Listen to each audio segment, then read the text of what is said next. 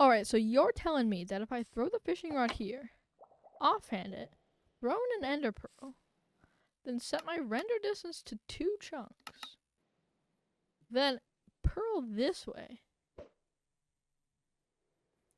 then once it lands, I can just walk around?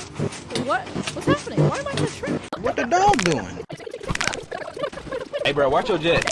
Watch your jet, bro. Watch your jet. Wow, incredible! What was that?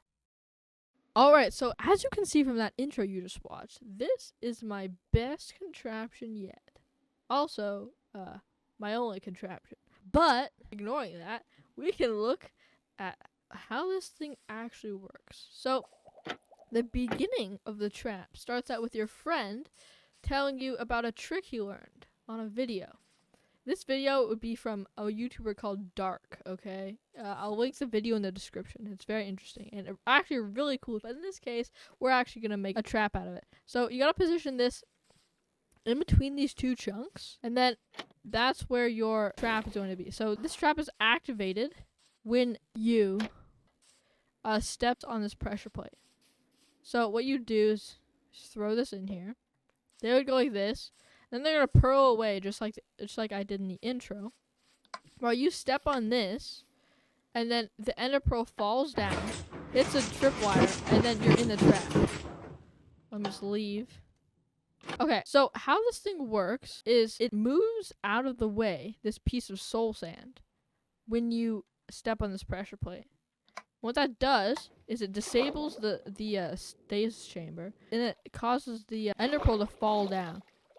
That's the water's gonna get stopped on this sign, and then it drops down into here. Now this is a schematic I'll put in the description. Because there's so many blocks here, just like a solid block of obsidian, it makes it impossible to ender pearl out of this thing. Okay? And if you disconnect, you'll just get put right back into this chamber here. If you use a chorus fruit, you will just go back into the box that you were already in, because it can't teleport you onto water or any space with a 2-block gap, which are all covered up. You can see these are all 1-block gaps here. So now you know that when you fall down here, you are basically guaranteed to die. Well, how do you get the stuff? So what you do, you're gonna break these blocks, and then if you walk in here, in that little corner area, I'll demonstrate this by throwing in some stuff.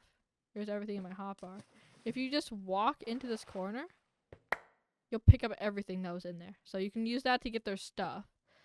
If they broke minecarts, then you just place them back in the spot. Okay? So once you've done that, you just place... Whoops.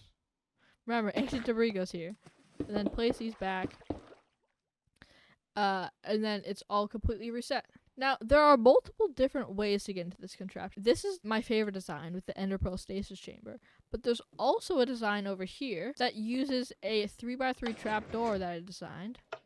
It's very fast. You just stand on it, fall down, it funnels you in. And this design is good if your friend won't trust you with something like this. Even though they can just watch the video and see that it's real. But basically, 2 designs. There's this one and that one. Both of these will be linked in the description, in addition to a world download. I won't link this this design here with the stasis chamber because it's pretty simple. You can just look at it, just like a pressure plate here. That triggers this. Piston, piston, piston. This is how you reset it. It's like a toggle. And that piston is just pushing in a soul sand. That's pretty much the entire contraption. So when your friend throws in the ender pearl, just stand on this, and that's gonna sink down. Alright. Yeah.